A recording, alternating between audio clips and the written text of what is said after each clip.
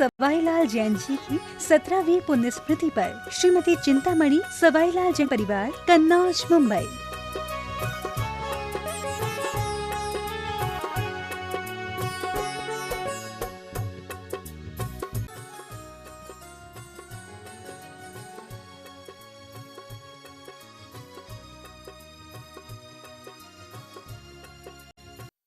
शांति कराय श्री शांतिनाथाय नमः। सर्वोपद्रव शांतिं कुरु कुरु स्वाहा। ओम ह्रीं जगत शांति कराय श्री शांतिनाथाय नमः। सर्वोपद्रव शांतिं कुरु कुरु स्वाहा। ओम ह्रीं जगत शांति कराय श्री शांतिनाथाय नमः। सर्वोपद्रव शांतिं कुरु कुरु स्वाहा। ओम ह्रीं जगत शांति कराय श्री शांतिनाथाय नमः। सर्वोपद्रव शांतिं कुरु कुरु स्वाहा। ओम ह्रीं जगत शांति कराय श्री शांतिनाथाय नमः। सर्वोपद्रव शांतिं कुरु कुरु स्वाहा। ओम ह्रीं जगत शांति कराय श्री शांतिनाथाय नमः। सर्वोपद्रव शांतिं कुरु कुरु स्वाहा। ओम ह्रीं जगत शांति कराय श्री शांतिनाथाय नमः। सर्वोपद्रव शांतिं कुरु कुरु स्वाहा। ओम ह्रीं जगत शांति कराय श्री शांतिनाथाय नमः। सर्वोपद्रव शांतिं कुरु कुरु स्वाहा। ओम ह्रीं जगत शांति कराय श्री शांतिनाथाय नमः। सर्वोपद्रव शांतिं कुरु कुरु स्वाहा। ओम ह्रीं जगत शांति कराय श्री शांतिनाथाय नमः। सर्वोपद्रव शांतिं कुरु कुरु स्वाहा। ओम ह्रीं जगत शांति कराय श्री शांतिनाथाय नमः। सर्वोपद्रव शांतिं कुरु कुरु स्वाहा। ओम ह्रीं जगत शांति कराय श्री शांतिनाथाय नमः। सर्वोपद्रव शांतिं कुरु कुरु स्वाहा। ओम ह्रीं जगत शांति कराय श्री शांतिनाथाय नमः। सर्वोपद्रव शांतिं कुरु कुरु स्वाहा। ओम ह्रीं जगत शांति कराय श्री शांतिनाथाय नमः।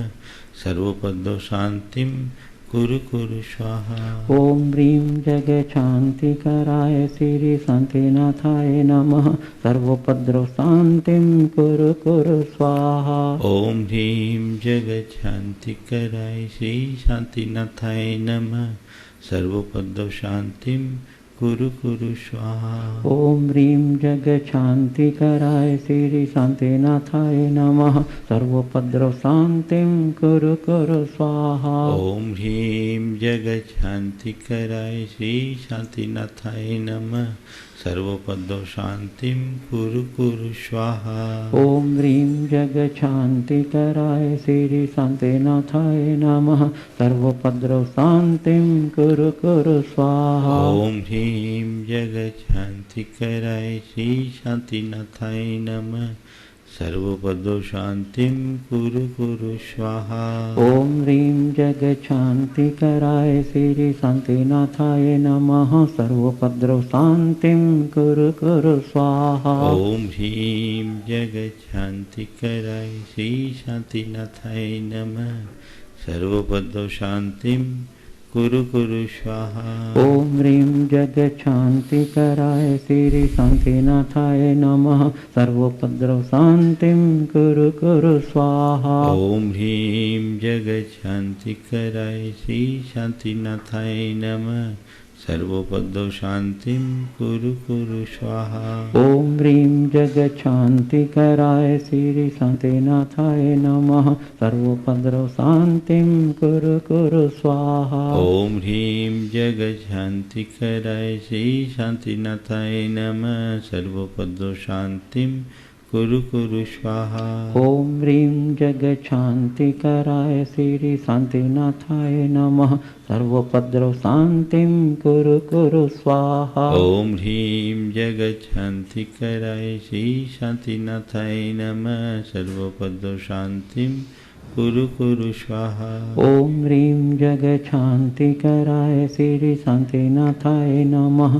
सर्वोपद्रव शान्तिं कुरु कुरु स्वाहा। ओम ह्रीं जगच्छान्तिकराय श्री शान्तिनाथाय नमः। सर्वोपद्रव शान्तिं कुरु कुरु स्वाहा। ओम ह्रीं जगच्छान्तिकराय श्री शान्तिनाथाय नमः। सर्वोपद्रव शान्तिं कुरु कुरु स्वाहा। ओम ह्रीं जगच्छान्तिकराय श्री शान्तिनाथाय नमः। सर्वोपद्रव शान्तिं कुरु कुरु स्वाहा। ओम ह्रीं जगच्छान्तिकराय श्री शान्तिनाथाय नमः। सर्वोपद्रव शान्तिं कुरु कुरु स्वाहा। ओम ह्रीं जगच्छान्तिकराय श्री शान्तिनाथाय नमः।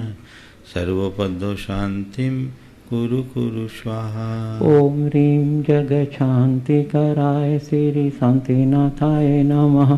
सर्वोपद्रव शान्तिं कुरु कुरु स्वाहा। ओम ह्रीं जगच्छान्तिकराय श्री शान्तिनाथाय नमः। सर्वोपद्रव शान्तिं कुरु कुरु स्वाहा। ओम ह्रीं जगच्छान्तिकराय श्री शान्तिनाथाय नमः। सर्वोपद्रव शान्तिं कुरु कुरु स्वाहा। ओम ह्रीं जगच्छान्तिकराय श्री शान्तिनाथाय नमः। सर्वोपद्रव शान्तिं कुरु कुरु स्वाहा। ओम ह्रीं जगच्छान्तिकराय श्री शान्तिनाथाय नमः। सर्वोपद्रव शान्तिं कुरु कुरु स्वाहा। ओम ह्रीं जगच्छान्तिकराय श्री शान्तिनाथाय नमः। सर्वोपद्रव शान्तिं कुरु कुरु स्वाहा। ओम ह्रीं जगच्छान्तिकराय श्री शान्तिनाथाय नमः। सर्वोपद्रव शान्तिं कुरु कुरु स्वाहा। ओम ह्रीं जगच्छान्तिकराय श्री शान्तिनाथाय नमः। सर्वोपद्रव शान्तिं कुरु कुरु स्वाहा। ओम ह्रीं जगच्छान्तिकराय श्री शान्तिनाथाय नमः। सर्वोपद्रव शान्तिं कुरु कुरु स्वाहा। ओम ह्रीं जगच्छान्तिकराय श्री शान्तिनाथाय नमः। सर्वोपद्रव शान्तिं कुरु कुरु स्वाहा। ओम ह्रीं जगच्छान्तिकराय श्री शान्तिनाथाय नमः। सर्वोपद्रव शान्तिं कुरु कुरु स्वाहा। ओम ह्रीं जगच्छान्तिकराय श्री शान्तिनाथाय नमः। सर्वोपद्रव शान्तिं कुरु कुरु स्वाहा। ओम ह्रीं जगच्छान्तिकराय श्री शान्तिनाथाय नमः। सर्वोपद्रव शान्तिं कुरु कुरु स्वाहा। ओम ह्रीं जगच्छान्तिकराय श्री शान्तिनाथाय नमः। सर्वोपद्रव शान्तिं कुरु कुरु स्वाहा। ओम ह्रीं जगच्छान्तिकराय श्री शान्तिनाथाय नमः। सर्वोपद्रव शान्तिं कुरु कुरु स्वाहा। ओम सम्यक् दर्शनाय नमः। ओम सम्यक् दर्शनाय नमः। ओम सम्यक् ज्ञानाय नमः। ओम सम्यक् ज्ञानाय नमः। ओम सम्यक् चारित्राय नमः।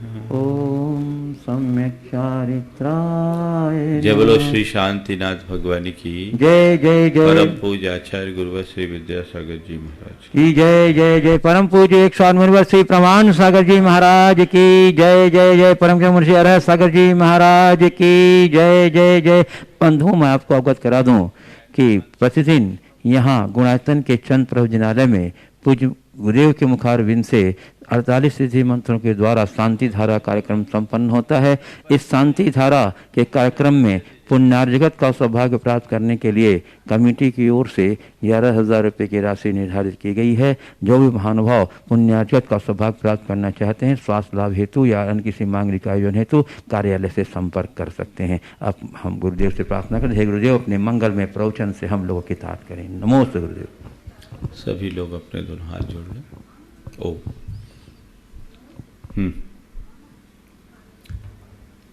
हाथ जोड़े और मेरे साथ महामंत्र के स्मरण के लिए अपना मानस तैयार करें।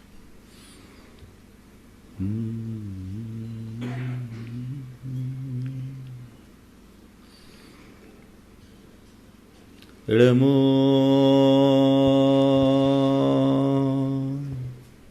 अरिहन्ताणम्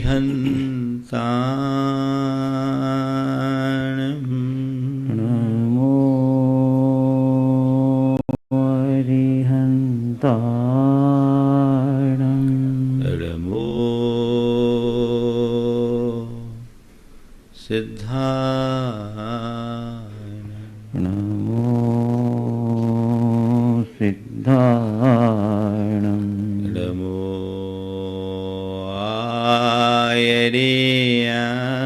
आयर्याणम् नमो आयर्याणम् इडमो उवज्झायाणम् नमो वज्झायाणम्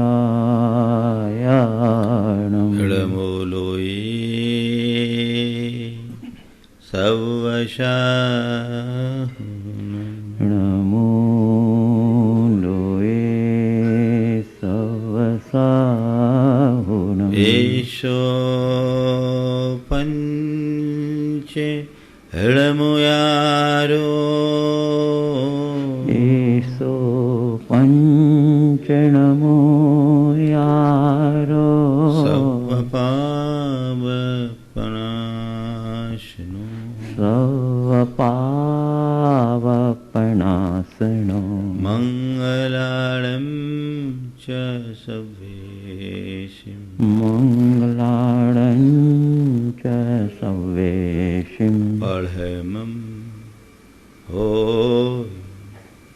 मङ्गलम् परमं होय मंगलम। जय बोलो देवादिदेव 1008 श्री भगवान महावीर स्वामी की जय जय जय। अहिंसा परमो धर्म की जय जय जय। परम पूज्य आचार्य गुरुवर श्री विद्यासागर जी महाराज की जय जय जय। परम पूज्य 199 श्री प्रमाण सागर जी महाराज की जय जय जय। परम पूज्य मुंशी अरहत सागर जी महाराज की जय जय जय। नमोस्तु गुरुदेव। एक युवक शहर से गांव की ओर जा रहा था। रास्ते में बांस का घना जंगल था। उसने देखा कि थोड़ी देर बाद हवा चली और बांसों में आपस में संघर्षण शुरू हुआ। बांस के पेड़ एक दूसरे से टकराते हुए रगड़ करते रहे और देखते ही देखते अचानक वहां तेज आग लग गई। वो घबरा उठा और जीवन में एक अनुभव पाया कि संघर्षण में आग है। आगे बढ़ा, गांव के नजदीक पहुंचा। फिर से उसे वैसी ही आवाज सुनाई पड़ी। अब की बार ये आवाज जंगल से नहीं, किसी घर से आ रही थी। आवाज सुनकर वो घबरा उठा। उसे लगा कि निश्चित अब इस घर में भी आग लगने वाली है। वो सीधे आवाज की तरफ केंद्रित होते हुए घर तक पहुंचा। देखा एक महिला मथानी से दही का मंथन कर रही थी। मंथन के संघर्षण से आवाज उत्पन्न हो रही थी।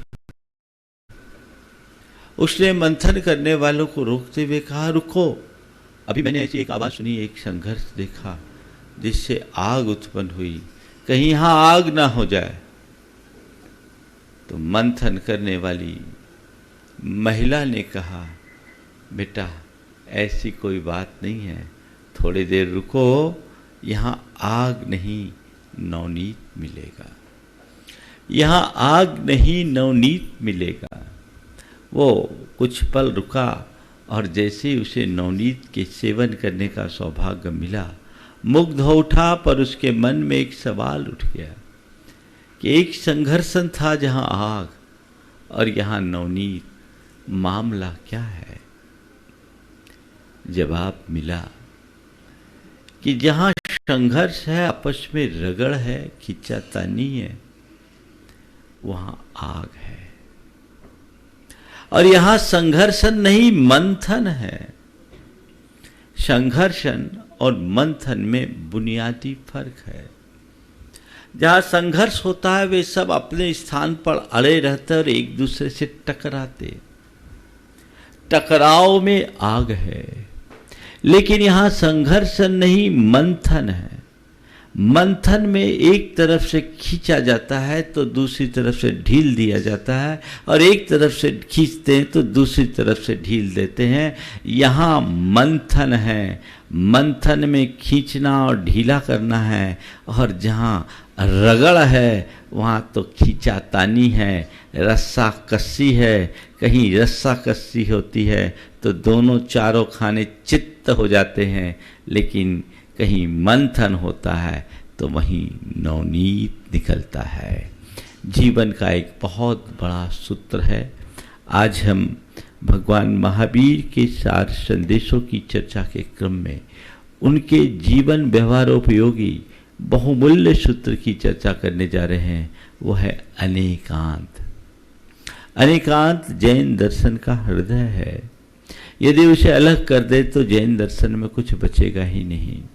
प्रायः जब कभी भी अनेकांत की बात आती है तो लोग उसे एक दार्शनिक अवधारणा के रूप में देखते हैं कि एक ऐसी धार्मिक अवधारणा है जिसके माध्यम से हम तत्वों की विवेचना करते हैं। पर बंधुओं, अनेकांत किसी दार्शनिक अवधारणा मात्र का नाम नहीं है। अनेकांत हमारे जीवन व्यवहार की वह वस्तु है जिसके बिना हमारा लोक व्यवहार भी नहीं चल सकता। हमारे प्रत्येक प्रवृत्ति में, हमारे प्रत्येक विचार में, हमारे प्रत्येक व्यवहार में अनेकांत का समावेश होना चाहिए, और तभी हम अपने जीवन को सुखपूर्वक, आनंदपूर्वक जी सकते हैं। हमारे आचार्यों ने लिखा है, जेन बिना लोगस बहवारो विन संभवती तम तिभवनेक गुरुनो नमो नमो नेयंत वायश। जिसके बिना लोक का व्यवहार भी संभव नहीं है, उस 3 लोक के एकमात्र गुरु स्वरूप मैं अनेकांतवाद को नमस्कार करता हूँ। अनेकांत केवल दार्शनिक अवधारणा नहीं, ये नित्य व्यवहार की वस्तु है। इसके बिना हमारा जीवन का क्रम आगे नहीं बढ़ेगा। इससे पहले कि मैं आज की बात आप सब तक आगे बढ़ाऊं, हम सबसे पहले अनेकांत का अर्थ समझें। अनेकांत है क्या?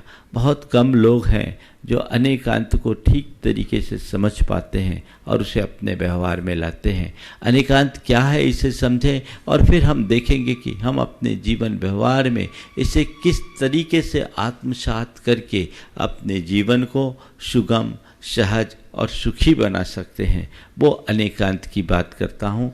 अनेकांत शब्द अनेक और अंत, इन 2 शब्दों के मेल से बना है। अनेक का मतलब होता है एक से अधिक, और अंत, अंत शब्द के अनेक अर्थ है।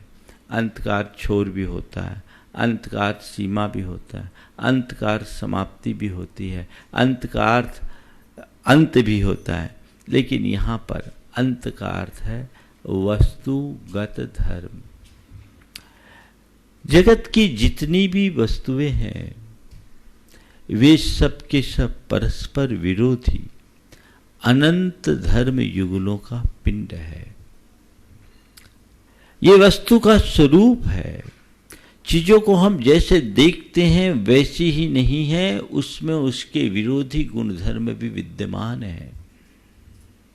जैसे एक ग्लास आधा भरा है, एक सत्य है, लेकिन जिस समय ग्लास आधा भरा है उसी समय वो आधा खाली भी है। खालीपन और भरापन दोनों परस्पर विरोधी हैं, लेकिन ग्लास में दोनों अविरुद्ध रूप से स्थित है। इसी तरह हम अपने जीवन को देखें। अगर हम अपने शैशव से लेकर अब तक की अवस्थाओं पर दृष्टिपात करें तो हमारे हजारों चित्र बन जाएंगे, लेकिन अपनी स्मृतियों और अनुभूतियों को ध्यान में रखें तो लगता हम तो वही हैं। अगर अपने पल पल में परिवर्तित होने वाले चित्रों को देखते हैं तो हमें लगता है हम में बदलाव है, और अपनी अनुभूतियों और स्मृतियों को देखते हैं तो लगता है हम में ठहराव है। बदलाव और ठहराव परस्पर विरोधी है, भेद और अभेद विरोधी है, अनेकता और एकता परस्पर विरोधी है, लेकिन ये सब चीज़ें हमारे जीवन में एक साथ समाहित है।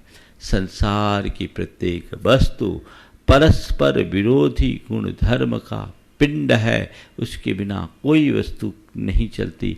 एक ही परमाणु में जहाँ आकर्षण शक्ति काम कर रही है, विकर्षण शक्ति भी वहाँ अपना स्थान बनाए हुए है। परमाणु जहाँ जगत की निर्माणकारी शक्ति के रूप में जाना जाता है, वहीं उसकी विध्वंसकारी शक्ति भी किसी से अपरिचित या अनजानी नहीं है। हर वस्तु के साथ ऐसा होता है। हम कहते हैं जल हमारे जीवन का आधार है, जल ही जीवन है, लेकिन वही जल तैरते समय गुटका लग जाए तो वो हमारे लिए जानलेवा भी बन जाता है। विष प्राण हारक है, लेकिन उसी विष को यदि कोई वैद्य संसाधित करके दे दे तो हमारे लिए औषधि का काम कर जाए, वो हमारे लिए प्राण रक्षक बन जाता है।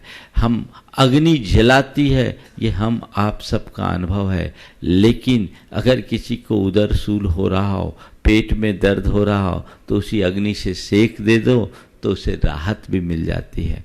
तो परस्पर विरोधी गुणधर्म हर वस्तु में है, और उस वस्तु के स्वरूप को ठीक तरीके से हम तभी जान पाएंगे जब हमारे अंतरंग में एक व्यापक दृष्टि होगी। उसी दृष्टि का नाम है अनेकांत। परस्पर विरोधी अनंत धर्म युगलों से युक्त वस्तु का समग्र बोध कराने वाली दृष्टि, इसका नाम है अनेकांत। और जीवन व्यवहार में हम इसे आत्मसात कर सकते हैं हर संदर्भ में। मतलब अनेकांत को समझने का अर्थ ही कुल इतना है कि हम चीज़ों को देखने का दृष्टिकोण बदलें। चीज़ें जैसी हमें दिखती है उतनी ही नहीं है, अपितु उस जैसी अनंत दृष्टियों से देखे जाने लायक है। बस इतनी सी समझ लोगों के मन में बन जाए तो उनका जीवन व्यवहार बदल जाए।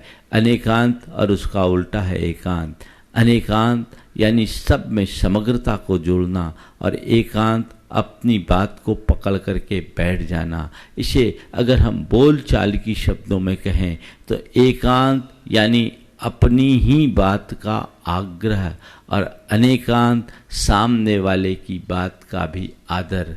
जो केवल अपनी ही बात पर अड़ते हैं उनका चिंतन एकांगी होता है, और अपने जीवन में वे असहजता लाते हैं। लेकिन जो अपनी बात के साथ साथ सामने वाले की बात पर भी आदर भाव रखते हैं, उसे भी सम्मान देते हैं, उनका दृष्टिकोण व्यापक होता है और समन्वय की स्थिति बनती है। दो शब्दों में इसे कह सकते हैं ही और भी। ही यानी मैं ही सही, ये एकांत है। भी मैं तो सही हूँ, तुम भी सही। ही से भी की ओर बढ़ने की कोशिश करनी चाहिए। व्यक्ति को सदैव एक बात स्मरण में रखना चाहिए, मैं सही हूँ ये सही हो सकता है, पर मैं ही सही हूँ ये मेरा आग्रह है। और भी कोई सही है, अपने अपने संदर्भ में हर कोई सही हो सकता है। हमें इसे समझने की कोशिश करनी चाहिए। हम देखें 2 और 2 क्या होता है। हमारा आपका अनुभव है 2 और 2 4 होता है। ये हमने आपने सबने बचपन में सीखा। 2 और 2 4 होता है, ये सही है, लेकिन 2 और 2 4 ही होता है, ये सही कतई नहीं है। क्यों? 2 और 2 को जोड़ने पर 4 होता है, 2 और 2 को गुना करने पर भी 4 होता है, लेकिन 2 और 2 के बीच में माइनस लगा देने पर, घटा देने पर क्या 0 नहीं होता? और 2 और 2 को भाग देने पर 1 नहीं होता। लेकिन मैं आपसे कहूं कि 2 और 2 22 होता है, तो ये भी गलत नहीं है। जब 2 और 2 के बीच में कोई शर्त होता है तो वो एक अपने हिसाब से 4 हो जाए या 0 हो जाए या 1 हो जाए, लेकिन 2 और 2 के मध्य जब यहाँ कोई कंडीशन नहीं होती, वहाँ 2 और 2 22 होता है। तो आप 2 और 2 4 की बात पर आग्रह कर रहे हो, ये भूल भरी दृष्टि है। 2 और 2 4 जितना सही है, 2 और 2 22 भी उतना सही है, और 2 और 2 0 भी उतना ही सही है। इसी समझ को विकसित करने का नाम अनेकांत है। अपनी दृष्टि को व्यापक बनाएं। आज मैं आपसे कहता हूं, जीवन व्यवहार में अनेकांत की दार्शनिक विवेचना आज का अपेक्षित विषय नहीं है, पर जीवन व्यवहार में हम अनेकांत को आत्मसात करके किस प्रकार सुखी रह सकते हैं, आज कुछ चर्चा आपसे मैं केवल उसकी ही करूँगा कि हमें हमेशा व्यापक दृष्टिकोण रखना है, ही नहीं भी। गुरुदेव कहते हैं कि ही से भी की ओर ही बढ़े सभी हम लोग, 6 के आगे 3 हो विश्व शांति का योग। अनेकांत की ओर आना है, एकांत से अनेकांत की ओर। ही आग्रह है, भी में समन्वय है। ही यानी 36। 36 क्या होता है? 3 6 को पीठ दिखाता है और 6 3 को पीठ दिखाता है। दोनों एक दूसरे की तरफ देखना पसंद नहीं करते, तो 3 6 का आंकड़ा होता है, और 36 का आंकड़ा जिनके बीच है, आप समझते क्या होता है। मैंने बहुतों के बारे में सुन रखा है कि 36 गुण मिला के शादी किए हैं, पर 36 का आंकड़ा बना हुआ। ये हाल है, ये 36 है। इस 36 को पलट करके 63 करना है, और कुछ नहीं करना है। और क्या करना है? 3 का मुंह 6 की तरफ कर देना है, और 6 का मुंह 3 की तरफ कर दें। अगर 3 6 को गले लगाने को तैयार हो जाए और 6 3 से गले लगने को लग जाए, तो फिर 63 बन जाए। इसीलिए हमारे यहाँ 63 का संबंध है, 63 सलाखा पुरुषों के रूप में कहा गया। तो हमें कोशिश करनी है 36 से 63 की ओर यात्रा करने की। सवाल है कि हमारे अंदर इस तरह का जो दुराग्रह भाव उत्पन्न होता है, वो क्यों होता है? वह हमारे एकांगी सोच का परिणाम है। इस सोच को हम अनेकांत की दृष्टि से कैसे विकसित कर सकते हैं? अनेकांत और एकांत, आग्रही दृष्टि है तो एकांत है, और हमारी दृष्टि अनाग्रही बनी, व्यापक बनी, तो अनेकांत है। 4 बातें आज के संदर्भ में मैं आप सबसे करूँगा, और उसे हमने आत्मसात कर लिया तो समझ लें हम अपने जीवन व्यवहार को बड़ा आनंदमय बना सकते हैं। सबसे पहली बात, वैचारिक संघर्ष। दूसरी बात, विचार मंथन। तीसरी बात, विवाद। और चौथी बात, संवाद। संघर्ष, मंथन, विवाद और संवाद, चारों बातें हमारी आपकी जानी पहचानी है। लेकिन आज जिस संदर्भ में मैं बात करने जा रहा हूँ, उस पर थोड़ा विचार करें। सबसे पहली बात है वैचारिक संघर्ष का। वैचारिक संघर्ष कब होता है? जब विचारों में टकराव आता है। वैचारिक टकराव कब होता है? जब हम अपने विचार किसी पर थोप देते हैं। अपनी रुचि, अपनी इच्छा, अपनी मनसा के अनुरूप हम काम करें तो कोई दिक्कत नहीं, लेकिन जब हम सबको अपनी ही रुचि, अपनी ही मनसा और अपने ही विचारों के अनुरूप चलाने के लिए आमादा हो जाए, तो मामला गड़बड़ होता है। संत कहते हैं संसार में जितने भी प्राणी हैं, सबके अपने अपने विचार हैं। जो मेरे विचार हैं वे आपके विचार हों, ये कोई जरूरी नहीं। जो मेरे विचारों से सही हो वो आपके विचारों में भी सही हो, ये भी जरूरी नहीं। हो सकता है जो मेरे विचारों में सही है वो आपके विचारों में गलत भी हो जाए, और जो आपके विचारों में गलत है वो मेरे विचारों में सही हो जाए। ये चीज़ें हो सकती है। मैं अपने विचारों से जीऊँ, आप अपने विचारों से जियो, इसमें कोई गड़बड़ नहीं है। लेकिन गड़बड़ कब होती? जब मैं चाहता हूँ कि आप मेरे विचार के अनुरूप ही चलो। वहां आग्रह का भाव आता है और वही वैचारिक टकराव उत्पन्न होता है और वो अनेक प्रकार की समस्याओं को जन्म देता है। दुनिया में जितने भी झगड़े हैं उन झगड़ों का मूल कारण वैचारिक टकराव, विचार भेद से दिक्कत नहीं है लेकिन वैचारिक टकराव से दिक्कत है। क्योंकि संसार के जितने प्राणी हैं, नाना जीवा नाना कम्मा, सबके अपने अपने कर्म हैं, अपने अपने विचार हैं। हमारे यहाँ कहा जाता है मुंडे मुंडे मतिर भिन्ना, जितने व्यक्ति उतने विचार, सबको अपने अपने विचार के साथ जीने दो। अपने हृदय में वैचारिक सहिष्णुता को विकसित करो। कोई यदि मेरे विचारों का विरोधी है तो उसके प्रति भी मेरा दृष्टिकोण सकारात्मक होना चाहिए। गांधी जी कहा करते थे कि अब मैं अपने विरोधियों से भी प्यार करने लगा हूं क्योंकि मुझे उनके विचारों से देखने की दृष्टि आ गई। यही मेरा अनेकांतवाद है।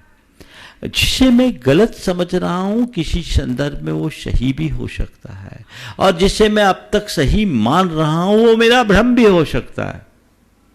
इतनी सी समझ होने से जीवन का कायाकल्प हो जाता है, बहुत सारे झगड़े समाप्त होते हैं। लेकिन इन सब चीज़ों का जड़ में क्या होता है? सबसे पहली बात, जो व्यक्ति एकांगी दृष्टिकोण रख करके चलता है वो बड़ा आग्रही हो जाता है। आग्रह यानी अपनी ही बात की जिद, अड़ जाना। जो मैंने कहा वही होना, जैसा मैंने कहा वही होना। आज आप अपने घर परिवार में देखें, लोग कितना आग्रह भरा दृष्टिकोण रखते हैं और उस आग्रह भरे दृष्टिकोण के कारण आपस में कितनी खींचातानी होती है। अगर हमने थोड़ा सा सुधार किया, आग्रह की जगह सामने वालों की भावना का कद्र करते हुए अनुरोध की भाषा का प्रयोग करना शुरू कर दिया तो जीवन में आमूल चूल परिवर्तन हो सकता है, जीवन का काया पलट भी हो सकता है। लेकिन लोग हैं कि हर बल केवल आग्रह की बात करते हैं और छोटी छोटी छोटी छोटी बातों के पीछे उलझ जाते हैं। मेरी मान्यता है कि जीवन में जितने भी झगड़े हैं वो बड़ी बातों के कारण नहीं होते, छोटी छोटी बातों को बड़ा बना देने के कारण झगड़े खड़े होते हैं। छोटी छोटी बातों को लोग जब पकड़ लेते हैं तो वही बड़ी बन जाती है और उससे बड़े बड़े झगड़े खड़े हो जाते हैं, बितंडा खड़ा हो जाता है। वहाँ मनुष्य को बहुत सावधान होने की जरूरत है कि कहीं कोई ऐसी बात आए तो हम वैचारिक टकराव से अपने आप को बचाएं, आग्रह किसी बात का न करें। हाँ, अनुरोध करें और सामने वाले की भावनाओं को आदर देते हुए चलें। कभी कभी तो बड़ी विचित्र स्थितियां बन जाती है। मैं आपको क्या बताऊं, एक नव दंपति थे, छुट्टियों का समय आया, पति ने बाहर जाने का कार्यक्रम बनाया, घूमने का। अपनी धर्मपत्नी से कहा कि ये मैंने ये प्रोग्राम बनाया, चलना है। पत्नी ने कहा हद हो गई, जब चाहे आप अपना प्रोग्राम बनाते रहते हो, कम से कम मुझसे पूछ तो लेते। हमने पिछली 3 छुट्टियों में बाहर जाने का कार्यक्रम बना रखा है। इस बार मैंने सोच रखा था कि इस बार की छुट्टी में हमें गुरु दर्शन के लिए चलना है, तो आप ये कार्यक्रम मत बनाओ, हमें गुरु दर्शन के लिए जाना है। बोले कैसे होगा, आप टिकट बन गई है, मैंने प्रोग्राम बना लिया है, अब तुम्हें चलना होगा। कम से कम मुझसे पूछ तो लेते। अब पूछना ताछना कुछ नहीं है, तुम्हें चलना है। क्या आपकी तरह से चलते रहूँगी कि आपके हिसाब से ही चलते रहूंगी? 3 बार मैंने कर लिया, आपको जाना है जाओ, मैं तो नहीं जाऊंगी। मुझे तो गुरु दर्शन के लिए आप ले चल सकते हो तो ले चलो, मैं नहीं ले। दोनों के बीच बड़ा विवाद हो गया और विवाद इतना बढ़ा कि पत्नी रूठ कर अपने मायके चले गई। जैसी पत्नी रूठ कर मायके की तरफ रुकी, उसने कहा ठीक, अब तुझे जाना है तो जा, मैं भी तुझे नहीं बुलाता। कहीं थोड़ी सी समझदारी होती तो ये मामला खिंचता नहीं। एक का तो एक प्रसंग मेरे सामने ऐसा आया, छोटी छोटी बातों का आग्रह कितना विकृत रूप ले लेता है। एक की सगाई हुई और सगाई टूट गई। आप सब हंसेंगे किस वजह से टूटी। सगाई के बाद लड़की वाले थोड़े खुले विचार के थे, लड़का वाले खुले विचार के थे और लड़की वाले पारंपरिक थे। वो चाहते थे कि लड़का के साथ लड़की विदेश घूम के आए। लड़की वाले थोड़े अच्छे संस्कार को ध्यान में रखते हुए उन्होंने तय किया कि जब तक विवाह नहीं हो जाए हम लड़का लड़की को बाहर नहीं भेजना चाहेंगे। उनका आग्रह था कि ये बाहर जाए और इन्होंने कहा कि हम अभी बाहर नहीं जाएंगे। सामने वाले ने कहा ये लोग बहुत छोटे सोच के लोग हैं, हम इनसे संबंध नहीं करेंगे। सगाई टूट गई। ये क्षुद्रता को उत्पन्न करते हैं। आग्रह मनुष्य को छोटा बनाता है। हम अपनी बात रखे इसमें कोई हानि नहीं है, लेकिन अपनी ही बात पर का आग्रह करके अड़ जाने से बुरा और कुछ नहीं है। छोटी छोटी बातों में जो अड़ते हैं वो बहुत लड़ते हैं, और लड़ते हैं वो आफत में पड़ते हैं। ये रोज का काम है। अड़ो मत, अडामेंट मत रहो। एडजस्टमेंट की बात देखो। हमें जो चीजें आज गलत लग रही है, थोड़ा सा दृष्टिकोण हम बदल ले तो वही हमें अच्छी भी लगने लगेगी, वही अच्छी लगने लगेगी। सारा आग्रह टूट जाएगा और मामला ही पूरा उल्टे से सीधा हो जाएगा। लोग जीवन पर्यंत खूब उल्टा सीधा करते हैं, लेकिन उनको हासिल कुछ नहीं हो पाता। तो वहां हमें थोड़ी सी सोच को बदल करके चलने का अभ्यास करना चाहिए, और वैसा दृष्टिकोण अपने भीतर विकसित करने में हम समर्थ हो जाएं तो बहुत बड़ा परिवर्तन होता है। हम आग्रह की वृत्ति से बचे। मैंने कह दिया ना तुम्हें वही करना, मैं कह रहा हूं तुम्हें ये करना चाहिए, इसमें बुराई नहीं है, लेकिन जो मैंने कहा वही करना है, ये सोच हमें एकांगी बनाती है। और फिर ऐसे व्यक्ति का अहंकार भी बहुत पुष्ट होता है। आग्रह के साथ अहम हमारे जीवन को तोड़ता है। दुनिया में जितने भी लोग वैचारिक टकराव उत्पन्न करते हैं वो अपने अहम के कारण करते हैं। अहम झुकने नहीं देता। अहंकार की सबसे बड़ी कमजोरी है, वो अहंकारी दुखी होने को तैयार है पर झुकने को तैयार नहीं। अहम को हम थोड़ा गौण करें। अगर हमारी सोच बड़ी होती है, अगर हमारे अंदर अनेकांतात्मक दृष्टिकोण विकसित होता है, तो हम धीरे धीरे अपने अहम को गौण कर लेंगे, और अहम को गौण करते ही समन्वय की दिशा अपने आप बन जाती है। किसी भी बात को इश्यू बना देने की प्रवृत्ति आजकल आम हो गई है। अब बड़ों की बात तो जाने दीजिए, छोटे छोटे बच्चे भी बड़े इगोइस्ट होने लगे। उनको भी कोई बात उनके मन के विरुद्ध हो जाती है तो जचती नहीं है, वो बड़ी उसकी तीखी प्रतिक्रियाएं करने लगते हैं, तो बड़ा बुरा हाल होता है। कभी कभी बड़ी विचित्र स्थिति होती है। बेटा अचानक माँ को देखा रोने लगा, माँ को देखा रोने लगा। माँ ने पूछा बेटा क्यों रो रहा है?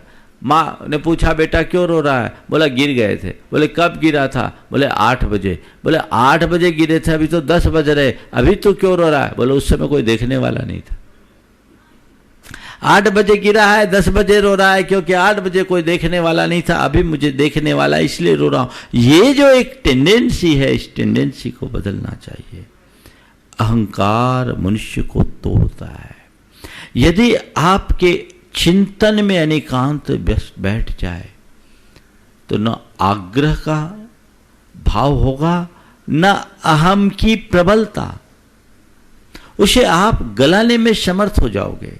फिर आपस में टकराव की स्थिति कभी निर्मित नहीं होगी। आप वैचारिक समन्वय और वैचारिक सहिष्णुता के उदाहरण बनेंगे, वैचारिक टकराव के नहीं।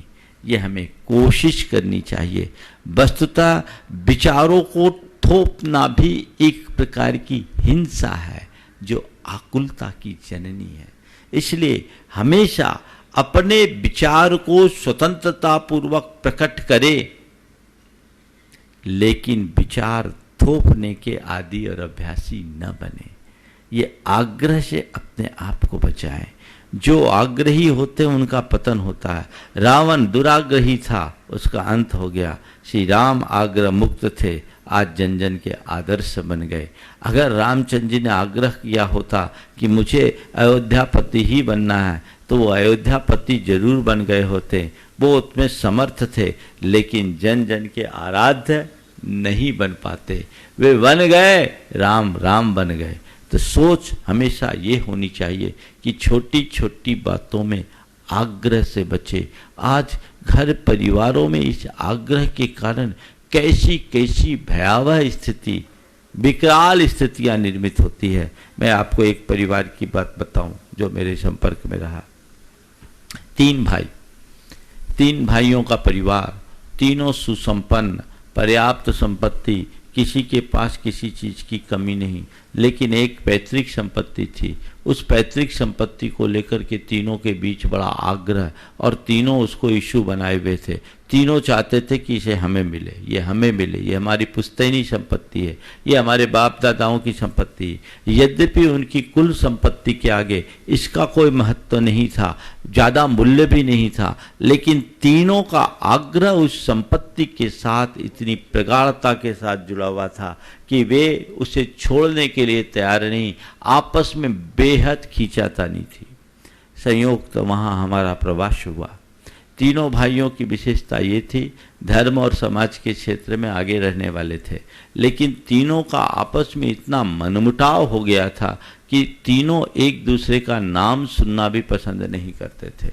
मेरे कानों तक बात आई, लोगों ने कहा महाराज इन तीनों भाइयों का झगड़ा मिट जाए तो हमारे समाज को बहुत बड़ी उपलब्धि होगी, आज इनके पीछे समाज बट रही है। मैंने कहा देखो उचित अवसर आएगा तो मैं बात करूंगा। एक दिन मौका मिला, मैंने बात किया, एक एक करके तीनों से बात की। तीनों के मुख से एक ही बात निकली, ये हमारा पुश्तैनी मकान है, इससे हमारा बड़ा लगाव है, वहीं से हमने अपनी शुरुआत की, इसे हम नहीं छोड़ेंगे, इसे हम नहीं छोड़ेंगे, इसे हमारे बाप दादाओं की चीज़ है। मैंने तीनों की बात सुनने के बाद तीनों से कहा अगर तुम लोग चाहो तो मैं एक अच्छा सुझाव देता हूँ और तुम्हारे झगड़े भी मिट जाएंगे और तुम तीनों का हक भी उसमें बना रहेगा। बोले क्या है? मैंने समझाया, तीनों को मोटिवेट किया और कहा एक काम करो, इस पुश्तैनी मकान में एक दातव्य औषधालय चालू कर दो, एक ट्रस्ट बना दो, तुम तीनों ट्रस्ट में जुड़ करके उसको आगे से चलाओ। कमी तो तुम्हारे पास कुछ नहीं है, तुम बाप दादाओं की संपत्ति कह करके लड़ रहे हो। अरे बाप दादाओं के लिए लड़ने की जगह बाप दादाओं के नाम पर कुछ करने के लिए संकल्पित हो जाओ, काम हो जाएगा। उन्हें मेरी बात समझ में आ गई और वहाँ एक दातव्य औषधालय आज भी चल रहा है, बखूबी आपस का झगड़ा भी मिट गया।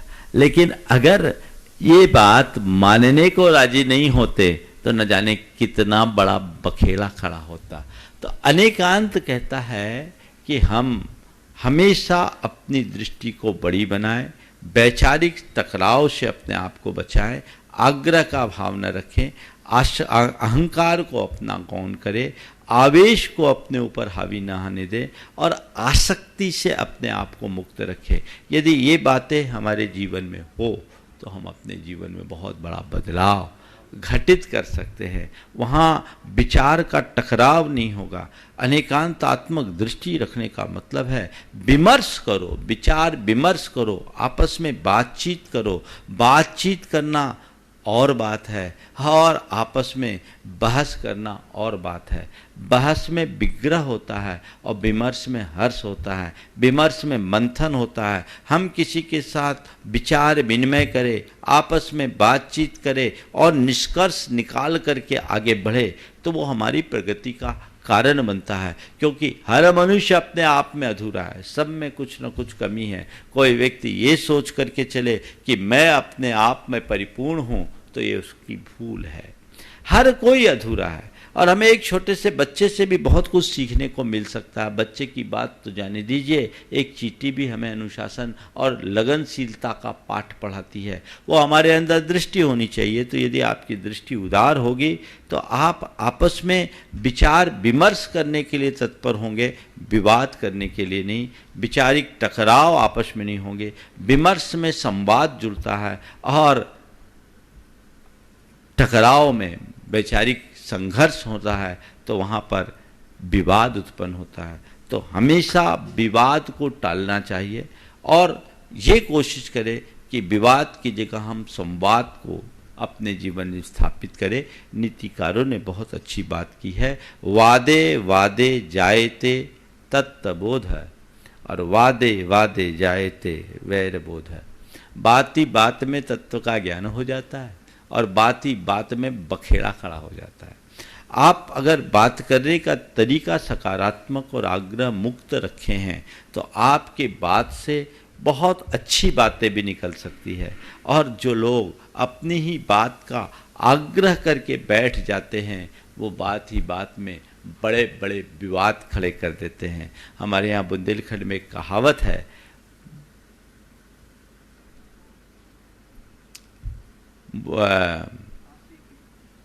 बहुत अच्छी कहावत है,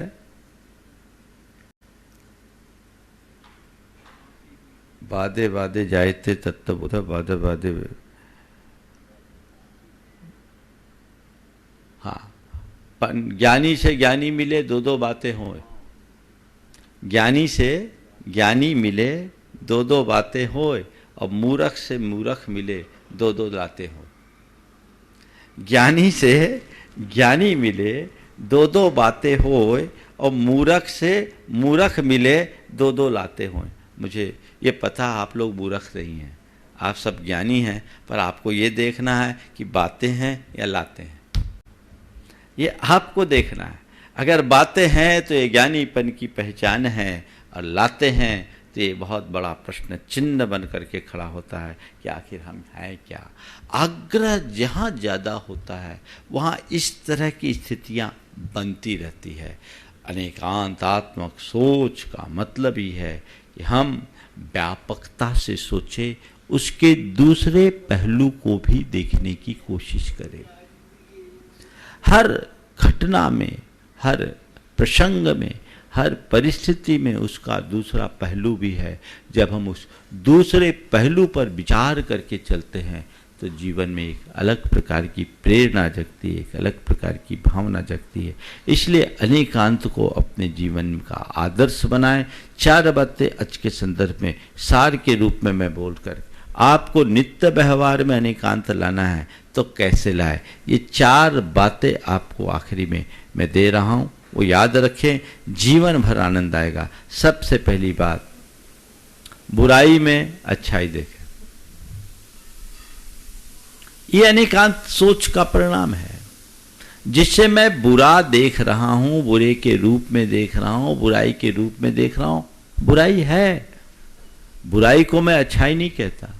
लेकिन कई बार ऐसा भी देखने में आया है, कई बार क्या प्रायः ऐसा होता है कि जो किसी संदर्भ में बुराई है वो किसी अन्य संदर्भ में अच्छाई भी बन जाती है।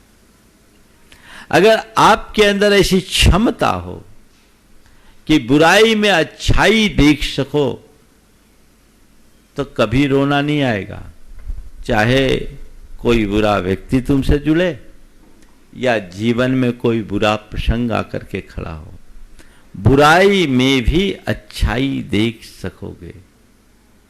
कई कई बार बड़ी विषम स्थिति होती है। एक बहन जी आई, बहुत दुखी थी। मैंने पूछा क्या बात है? बोला महाराज जी क्या करूं, मेरे पति ठीक नहीं है, उनका स्वभाव ठीक नहीं है, उनका स्वभाव ठीक नहीं है। और महाराज जी, मैंने पूछा क्या बात हो? बोले महाराज रोज उठपटांग बोलते रहते हैं, कुछ ना कुछ होता है, अब मुझसे सहन नहीं होता, मैं क्या करूं, बहुत दिन हो गए, अब मुझसे कुछ सहा नहीं जाता। मैंने कहा कितने वर्ष हो गए विवाह के? बोले 20 साल हो गए। हम बोले 20 साल सह लिया और थोड़ा सह लो। महाराज अब सहा नहीं जाता, मैं क्या करूं? बोले क्या बोलते? बोले महाराज बहुत उठपटांग बोलते हैं, उठपटांग बोलते हैं। बोले केवल बोलते ही है ना, और तो कुछ नहीं करते? कभी मारपीट तो नहीं? बोले नहीं महाराज, मारपीट की कोई बात नहीं, उतनी तो हिम्मत नहीं है उनकी। हमने कहा अच्छी बात है, आप बोल रहे बोलते हैं, मारपीट नहीं करते। मैंने पूछा यदि बोलने के साथ साथ मारपीट भी करते होते तो क्या करते? महाराज तब तो स्थिति बड़ी विषम हो जाती। तो मैंने कहा अपने आप को भाग्यशाली समझो कि कम से कम सामने वाला बोलता है, मारपीट तो नहीं करता। दुनिया में कई ऐसे भी पति हैं जो अपनी पत्नियों के साथ बड़ा दुर्व्यवहार करते हैं, बुरा बोलते ही नहीं, मारपीट भी करते हैं। हालांकि मैं आप सबसे कहूँगा न तो दुर्व्यवहार करना चाहिए, न मारपीट करना चाहिए। ये सब हिंसा की प्रवृत्तियां हैं, इनसे बचना चाहिए। लेकिन फिर भी कई लोग अपनी गलत प्रवृत्तियों, आदतों या स्वभावगत दुर्बलताओं के कारण इस तरह के आदत प्रवृत्ति वाले बन जाते हैं जो एक अशोभनीय है, निंदनीय है, एक अच्छे व्यक्ति की पहचान नहीं। लेकिन फिर भी ऐसा हो तो क्या करें? फिर मैंने उनसे बोला अब आपके पास उपाय क्या है? अपने पति को बदल लो। मजाक में मैंने बोला पति बदल लो। महाराज अब आप क्या बोलते, इस उम्र में कोई पति को बदला जा सकता? तो मैंने कहा जब पति को नहीं बदल सकते तो पति के प्रति अपने दृष्टिकोण को बदल लो। उसमें जो बुराई है उस बुराई को नज़रअंदाज करना शुरू करो और उसकी अच्छाई को देखने की कोशिश करो। जब तक तुम्हारे आंखों में सामने वाले की बुराइयां भरी रहेगी, वो कितना भी अच्छा होगा बुरा ही बुरा दिखेगा, उसकी अच्छाई में भी बुराई दिखेगी। लेकिन ये चश्मा उतरते ही बुराई में भी अच्छाई दिख सकती है।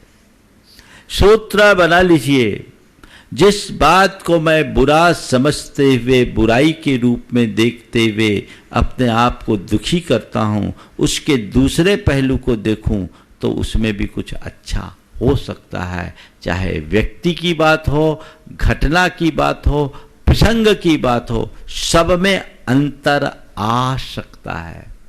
एक परिवार था, उनकी बेटी की सगाई हुई, सगाई टूट गई, किसी वजह से टूटी। आजकल तो ये चीज़ें आम होने लगी। टूट जाने से वो परिवार बहुत डिस्टर्ब हुआ और एक प्रकार से डिप्रेशन जैसी स्थिति हो गई। जुड़ा हुआ परिवार था। जब सामने आया, मैंने उनकी बातचीत सुनी। बोला महाराज बहुत अच्छा संबंध था, हाथ से निकल गया। लड़की भी बहुत मायूस सी दिखी। मैंने कहा भैया जो होना था सो हो गया, ये सोचो जो होता वो अच्छे के लिए होता है। अच्छा हुआ कि सगाई टूटी, कल शादी टूट जाती तो क्या करते? दुनिया में तो आजकल शादियां भी बहुत टूटती है। मैंने उनको अपने तरीके से मोटिवेट किया, समझाया। मन कुछ शांत तो हुआ, लेकिन अंदर से वे लोग बहुत व्यथित थे, दुखी थे। लेकिन आप सबको क्या बताऊं, 6 महीने कुछ बीते होंगे, उस बाद में मालूम पड़ा वो लड़का HIV संक्रमित निकला। आए बोले महाराज जी आपने बिल्कुल ठीक कहा था, जो होता है वो अच्छे के लिए होता है। अच्छा हुआ कि हमारी सगाई टूट गई। सगाई टूटी, अगर ये सगाई कंटिन्यू होती और आज वो HIV संक्रमित था, मेरी बेटी का तो जीवन ही बर्बाद हो गया होता। तो ये भी एक सोच है। ऐसा हो सकता होता है, लोगों के जीवन के साथ ऐसा होता है। यदि व्यक्ति इन बातों में थोड़ा सा सोच बढ़ा करके देखना शुरू कर ले तो जीवन में कायाकल्प हो जाए। तो बुराई में अच्छाई देखो। हम लोगों के साथ होता है, जिनके प्रति लगाव होता है उनकी बुराई में तो अच्छाई दिखती है। जिनसे अलगाव होता है, देशपूर्ण संबंध होता है, उनकी अच्छाई में भी बुराई दिखती है। इस संदर्भ में अच्छाई और बुराई को देख करके तुम कुछ नहीं कर पाओगे। तटस्थ भाव से देखो, कुछ बुरा है, एक्चुअल में बुरा है, तटस्थ भाव से, तो भी उसमें कुछ अच्छा दिख सकता है।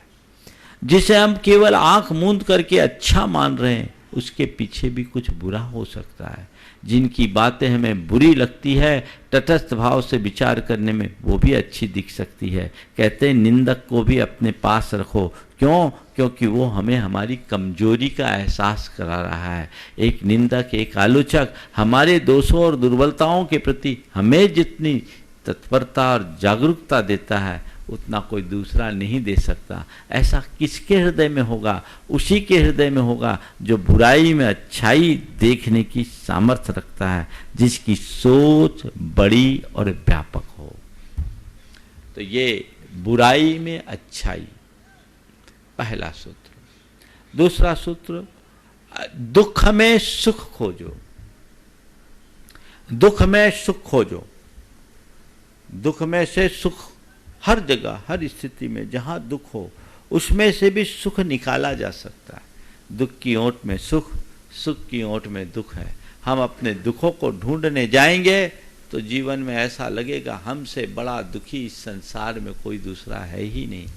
लेकिन यदि हम अपने सुखों को खोजना चाहेंगे तो हमें लगेगा कि हम इस संसार में बहुत सुखी हैं, क्योंकि संसार में हमसे भी दुखी लोग ज्यादा हैं।